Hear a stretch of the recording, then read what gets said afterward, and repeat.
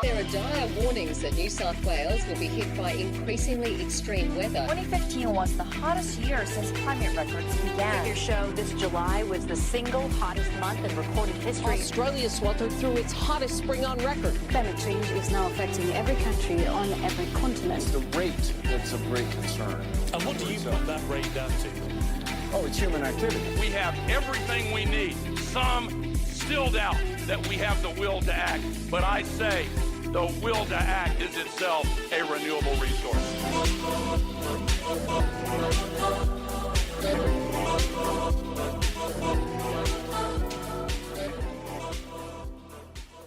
Hello and welcome to Climactic, the flagship podcast of the Climactic Collective, a group of independent, climate-engaged podcasters from Australia and New Zealand.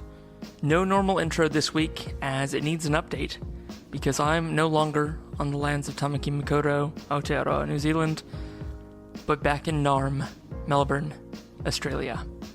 This week I was going to take a couple minutes to talk about how grateful I am to be back in Melbourne, to be reconnected with people I've met here, to be plugged back into the amazing climate community, and I am that. I am grateful. I am so happy to be back. But world events have overtaken that, and instead, I want to quickly take a moment to say how grateful I am and how much I appreciate our democracy. Because of world events, because of the Russian invasion of Ukraine, because of a return to war on the European continent, I thought it seemed a very good time to talk not only climate, but politics. And with an Australian federal election looming, even though it hasn't yet been called, I thought this would be a great time to share some content from Climate 200. Now, I understand that many of you listening are Green supporters, or you've been active in climate engagement for many years, and you might have mixed feelings, potentially, about Climate 200. A new group, a new entrant, trying to mark its territory in the Australian political landscape. But if you do have mixed feelings about Climate 200, or you're not sure how you feel, then I really recommend and ask that you listen to this episode with an open mind. You give it a chance. It's not only beautifully produced with a great interviewer, but it gives these candidates a chance to explain themselves in their own words and talk about why they're running and why now is the time for potentially independent senators to sway the balance of power in the Australian government. So this particular episode is with Zoe Daniel, who's the candidate for Voices for Goldstein, which is mainly centered around the Bayside suburb of Melbourne, which, as I record this, is where I'm at, having moved back just a week ago. I'd love to know what you think. I'd love to know what your impression of Climate 200 is, where you think it fits into the Australian political landscape, and how you want, potentially, this federal election to go. You can reach me, as always, at hello@climactic.fm, and coming soon, a new climactic intro, which reflects where in the world I'm located, acting as the publisher of Climactic from. So watch this space for a lot of cool stuff happening this year on the Climactic Collective. And for our listeners from or with family in Ukraine, we're thinking of you. If there's anything we can do to help, please let us know. And we hope you stay safe. All right, enjoy. A lot of my reporting life has been tied to natural disasters. I have covered bushfires, floods, cyclones, typhoons, hurricanes on several continents. I've been to the Arctic. I've seen direct impact of climate change. And perhaps it's as recent as 2019 when I went to northern Alaska and saw for myself the melting permafrost and the change in fish species, for example, that the local Indigenous community have relied on for generations, that's happening because of the warming ocean, the lack of sea ice, all those sorts of things. And I think the whole conversation about polar bears feels quite esoteric to a lot of people, but it doesn't feel esoteric to me because I've seen it. That's Zoe Daniel, candidate for the Melbourne electorate of Goldstein.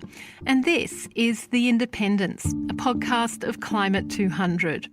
I'm Gretchen Miller, and in this series we're meeting up with some smart and savvy people working from the ground up to create a seismic shift in Australian politics as we know it. They're the independent candidates standing on platforms of climate action and its intrinsic economic opportunities, alongside a demand for renewed political integrity and accountability. You may well already know Zoe from her work at the ABC. She's had a stellar career, bringing the world to Australian audiences. Her stories come from the front line of conflict, war, poverty and economic collapse. But she's also told personal stories of refugees and presidents, of despots and rebels. The latest of her books is called Greetings from Trumpland. Since leaving the ABC, Zoe's advised business and community leaders on strategic thinking, on risk and emergency management. It's a phenomenally windy day when we meet at Greenpoint, Brighton, on Bunurong land. Hello. Very windy. Isn't it wild?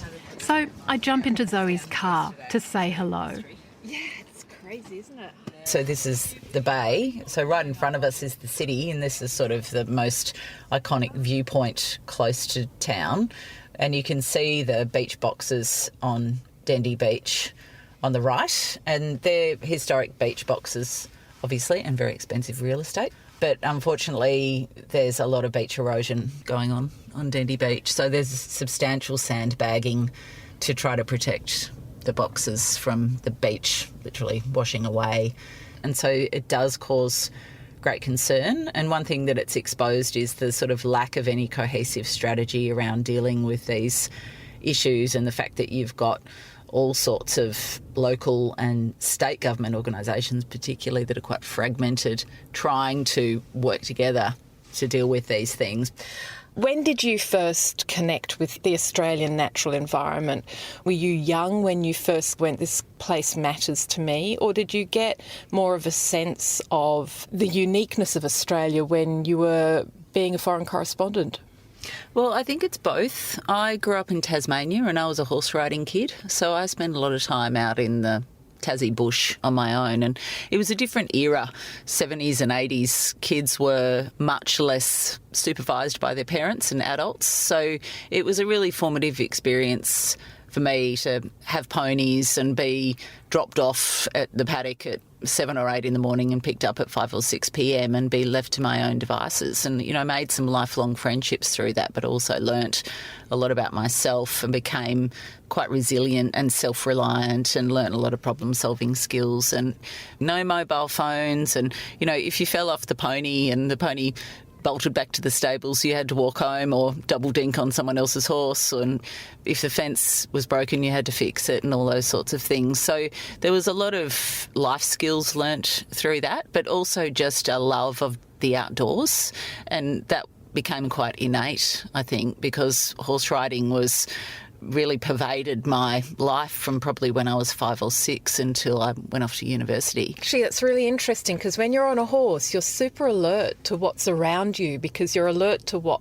might startle the horse too, right? Yeah, you're aware of your surroundings and the various influences on the animal that you're riding, but also it can be quite a mindful experience to just immerse yourself in the countryside, if you like. And I taught kids for a lot of years too, so I used to take trail rides through outer Launceston. For people who know it, it was up in the back of Riverside. And then, yes, obviously having spent the best part of 15 years overseas in different roles in different countries, there is a degree of revaluing those sorts of experiences. And for me, the outdoors, the long summer days, the long evenings in daylight saving, and that just ability to live life outside is something that I really missed. And the ocean and being outdoors and really valuing the Australian environment. When did you first come to realise the threat that Australia as a nation and particular places around the country was under in the global climate context? I don't know whether there was a light bulb moment for me beyond noticing the increasing frequency of bushfires particularly. And this is something that has affected me directly in various ways, in that I've covered lots of bushfires as a journalist. We almost lost our house down the Great Ocean Road on Christmas Day 2015 when Wye River and Separation Creek partly burnt down. And so that has had a direct effect. But I think in many ways more, a lot of my reporting life has been tied to natural disasters. I have covered bushfires, floods, cyclones, typhoons, hurricanes on several continents. I've been to the Arctic. I've seen direct impact of climate change. But the other really pivotal experience, I think, was when I covered a superstorm in the Philippines in 2013, which in effect flattened a city of roughly 200,000 people. I was in the thick of the aftermath of that, and I've seen the grief and I've seen the impact, and I know how long it takes to rebuild. And it really does pull you up short and make you take these things seriously. And then when you compare it to gradual beach erosion, for example, that's happening, right in front of us here in Brighton, you kind of realise that it's the frog in the pot argument, that if you put the frog in the pot and turn it on to a slow boil, the frog won't jump out. If you turn it up high, the frog will jump out because it'll feel the heat. But I feel like we're the former.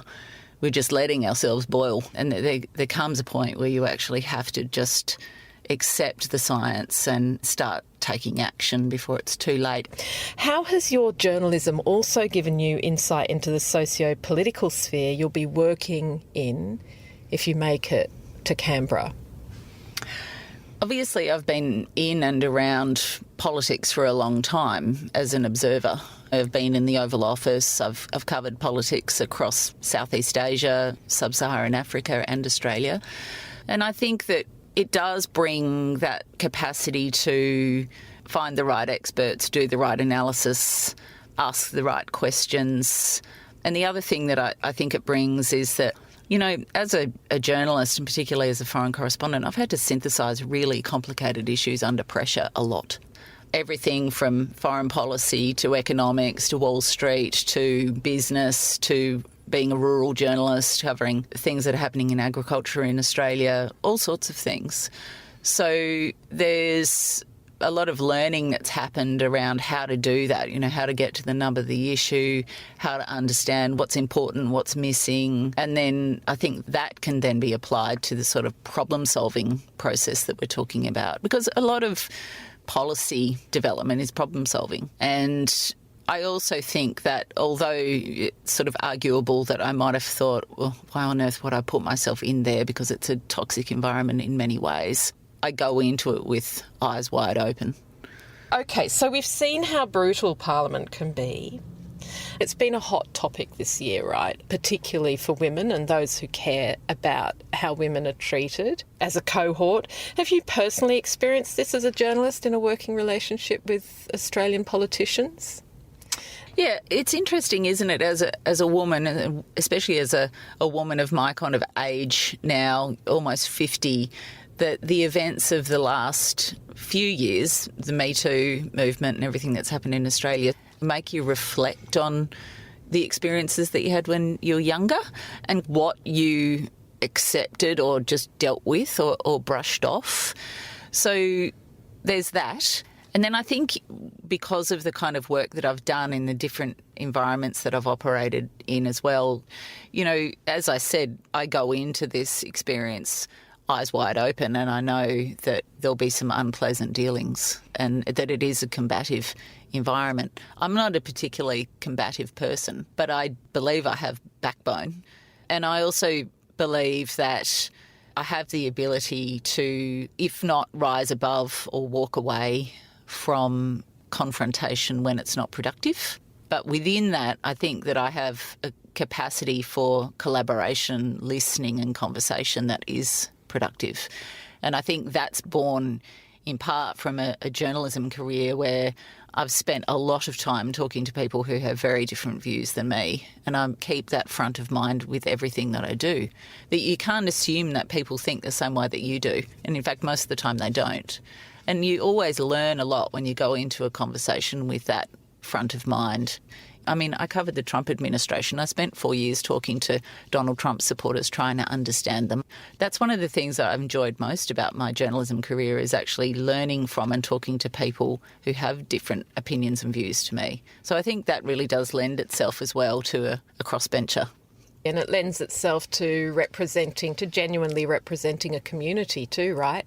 In listening to your community, what are you hearing are the main issues that concern them?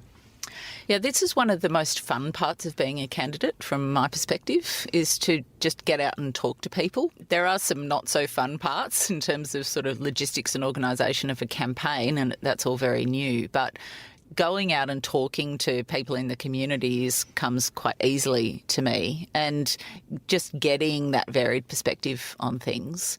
But it is interesting that pretty much everyone I talk to has integrity and accountability at the top of their list of priorities.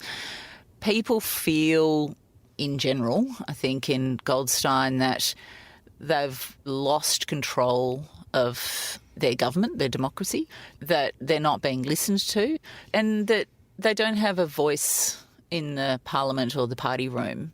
There's real frustration around things like rorting and pork barrelling using taxpayers' money. There's a sense that people find that really offensive.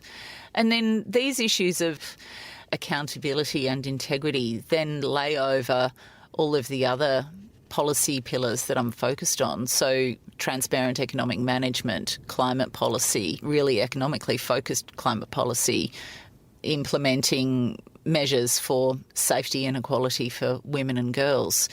All of those things come back to integrity, sincerity and accountability from leaders. So, yeah, if there's one overarching issue, it's that accountability, integrity issue. And I do think that in part that's what's driving this Voices of movement. People suddenly seeing that there's momentum behind something different that may help them actually regain some control and give them a voice that they don't have. And that's interesting because this is a Liberal electorate and has been for a long time. It's interesting that your electorate, which would have benefited from being a Liberal electorate, would feel still that there's issues of integrity and accountability.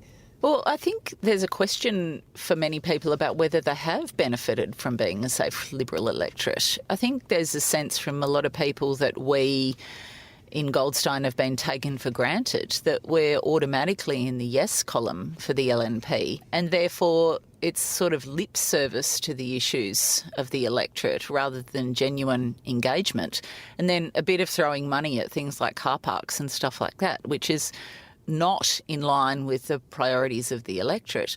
Evidence shows that the priorities of the electorate are exactly as I've stated them: climate, integrity, equality, good economic management, to some degree COVID recovery now, obviously, aged care is a big one. There's just a sense among people that it's sort of like screaming at the moon, but we don't actually get heard on those issues. So, okay, what do you actually get from being a blue ribbon Liberal seat? This is a really smart, prosperous electorate, one of the wealthiest electorates in Australia, one of the highest levels of tertiary education in Australia, some really brilliant small business people, big business people, people who work in all sort of facets of government and bureaucracy and media and the arts, who are just voiceless. And so there is a sense of enough. Speaking of some of those things you're pointing to, where would you place yourself economically? What does the electorate want from you if you got to government? Look, I think prosperity and continuing prosperity would be among the top issues of the people in the electorate. There is a sense of not wanting to risk that prosperity. But I also think that there's a realisation among those people that the biggest risk to that prosperity now is doing nothing. And my argument would be that the status quo is higher risk than putting in an independent like me who can actually move things forward. We have no option now economically other than to quickly progress the climate agenda. And it's apparent that here we are sitting here at the start of 2022, that if we stick with the status quo and nothing changes until the start of 2025, we're going to find it very difficult to hit the kind of targets that we need. And that goes to, well, what is the future of our community? And I don't mean environmentally, that's self-evident as we sit here in front of an eroding beach, but economically, what happens to all of our small businesses? What happens to our kids when they exit high school? What jobs do they do? The numbers are all there. Deloitte's done modelling to suggest that if we continue with what we're doing now, we'd be looking at the loss of something like 900,000 jobs by 2070. GDP could fall by more than 2.5%. So that's what we're faced with, versus creating 250,000 jobs, for example. And all of the economic benefits that go with renewable energy, and particularly electrification for small business and households, who will be, if we really get on this, saving thousands of dollars a year potentially by 2030 in their electricity bills. And Australia then becomes the country in the world that other countries are chasing and trying to compete with. You've got so many high-profile business people, from Mike Cannon-Brookes to Twiggy Forrest and others, saying this is a huge opportunity for us. Grasp it.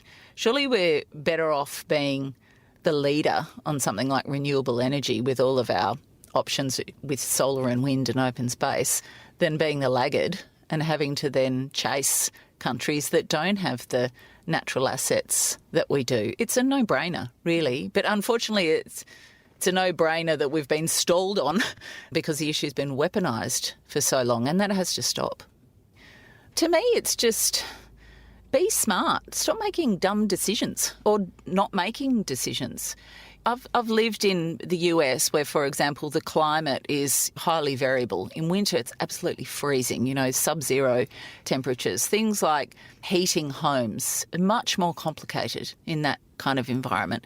We have the advantage of a relatively mild or moderate Mediterranean climate where we're not dealing with having to heat houses through winter in sub-zero temperatures. Okay, we have hot summers, but the solar capacity that we have can deal with our energy needs for heating and cooling in excess.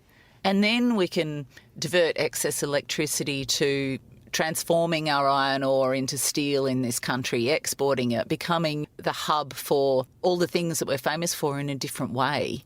I actually think it's hugely exciting.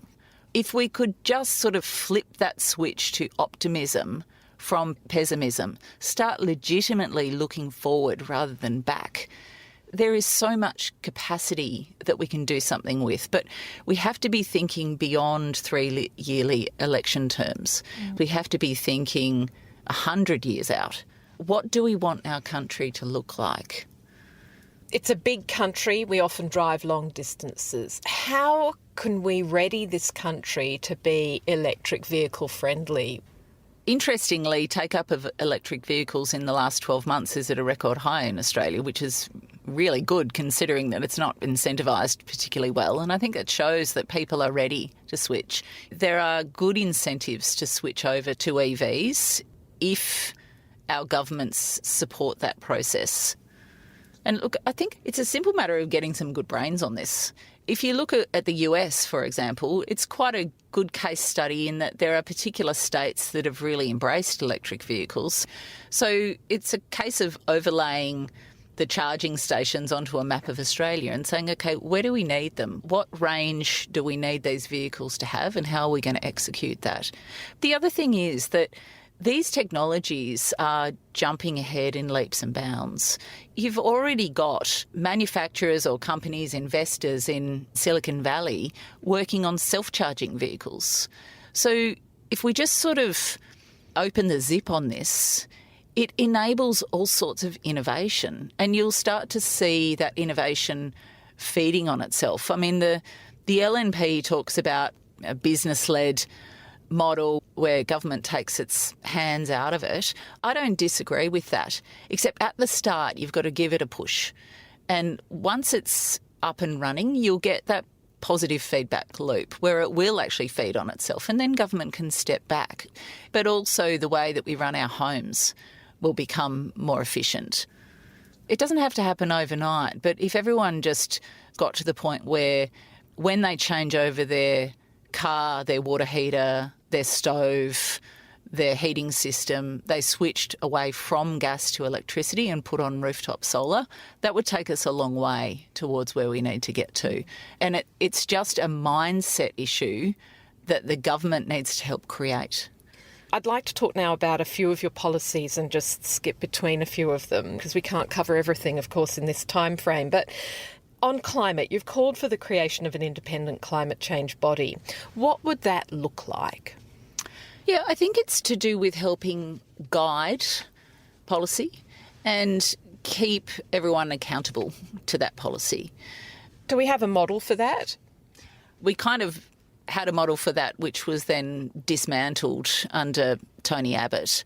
So I think, is it an independent climate change commission? How does that look? I mean, I think the nuts and bolts of that can be worked out. But in my mind, the fundamentals of it, keeping us on track with what the targets are and helping shape policy or keep policy accountable so that we hit them, and also really helping guide government on the sorts of innovation that we've talked about and how to take advantage of it. And then I think the third piece is helping develop public-private partnerships on some of these things. You know, government doesn't have to do all the heavy lifting on this. Private enterprise will do a lot of it, but there have to be ways of creating those synergies and smoothing the path for that. So I don't think it's that complicated. You know, we had an independent climate commission. It was dismantled. It can be rebuilt and tweaked, but it's all there. I wondered what you meant by smart financing and partnerships supporting innovation, training and revitalisation of Australian-based research and development. That's how you've put it. The federal government's given the fossil fuel industry, I think it's $10 billion over the last year or so, and it's a simple case of shifting that money across to renewable. So in other words, the government is not out of the fossil fuel industry's lives the way it proclaims it wants to be, to let industry lead. Obviously, the government has its hands all over the fossil fuel industry, and the fossil fuel industry is very powerful as a lobbying entity, makes big political donations, has the ear of the government and gets a lot of money. Both major parties are beholden to the fossil fuel industry. We need to, as Australians, recognise that that's dictating our climate policy. And you start thinking, why is our climate policy the way it is? And then you match that up to the relationship between the two major parties in the fossil fuel industry and the amount of money that's flowing in both directions, then you realise why it is how it is. So we're now in a position where we have to shift money from the fossil fuel industry across to renewables. It's not good use of taxpayers' money to be putting money into fossil fuels. Coal mines, for example, and coal-fired power stations largely will become stranded assets. So we need to actually move that money to places where it's going to be more productive and it's actually going to take us forward.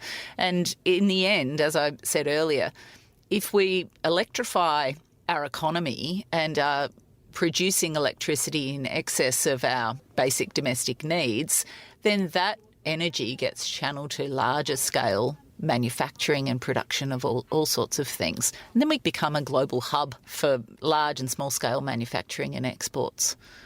In terms of equality, you highlight the shortfall in government kindness, government regard for the First Nations community in this country and that custodial relationship to our environment.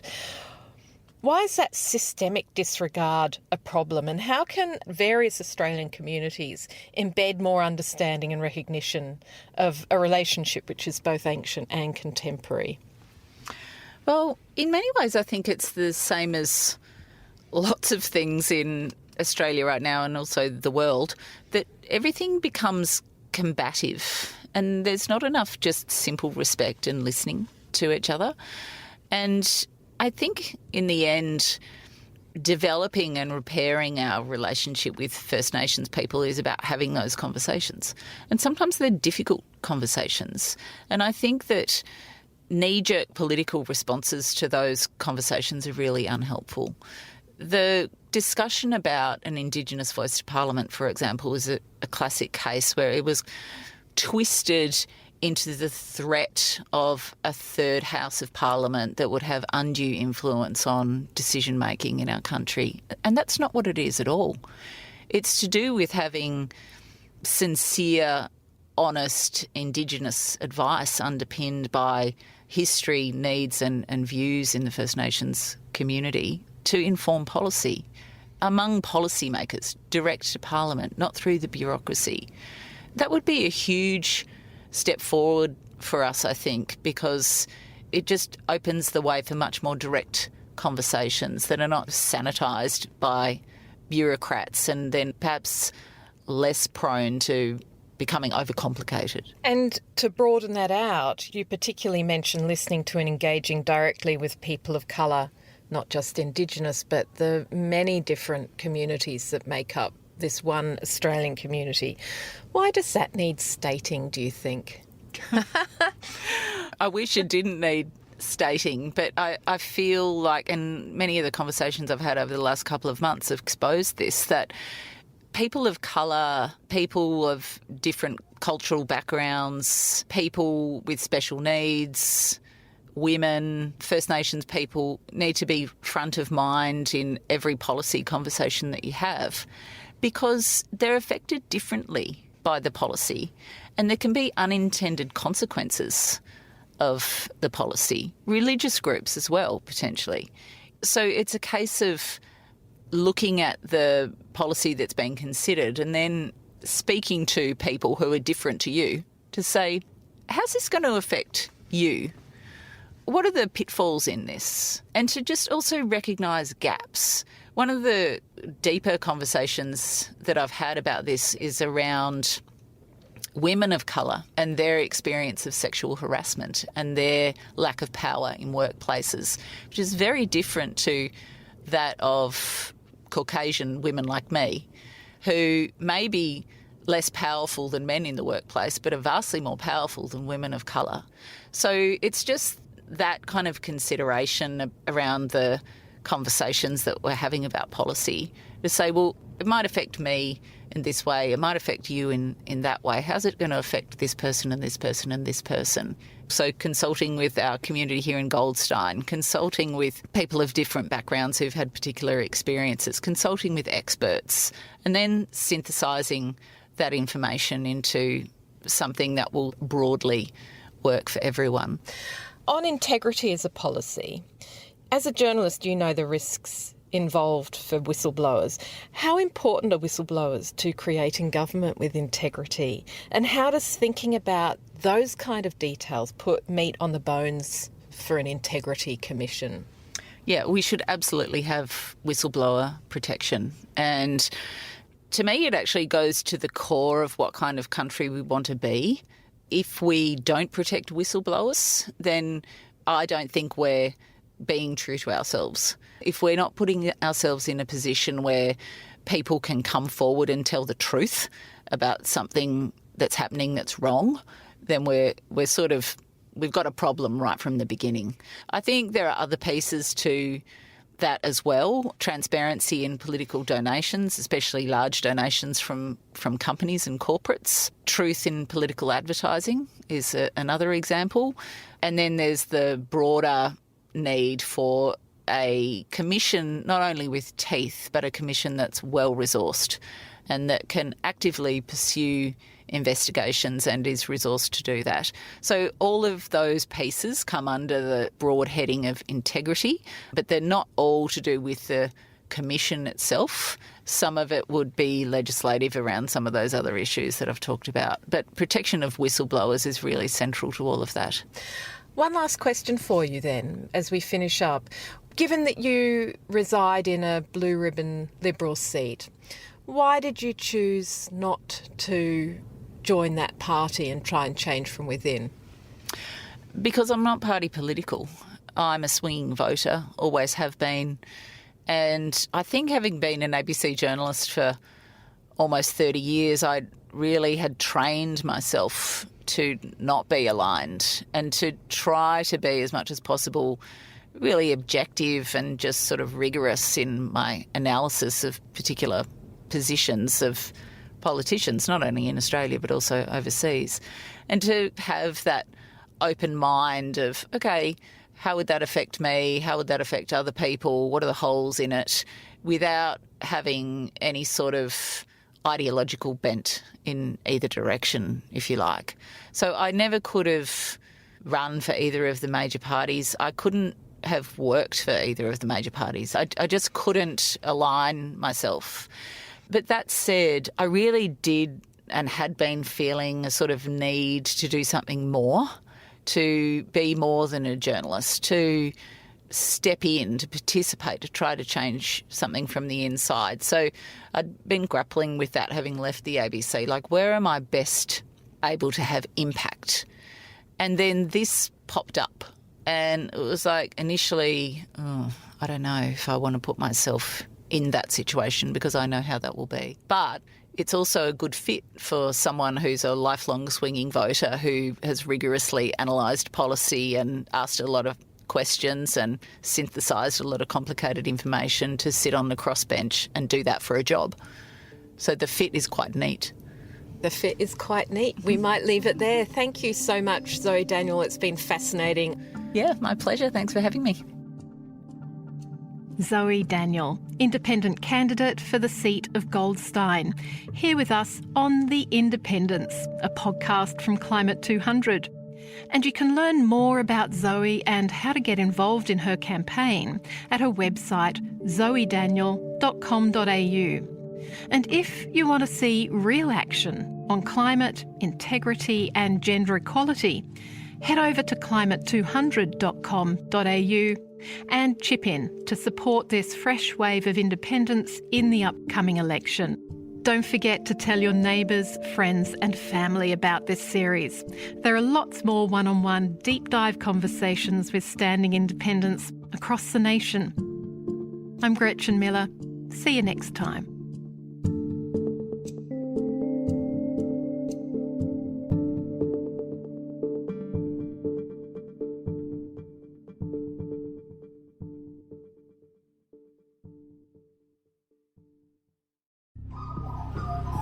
The Climactic Collective.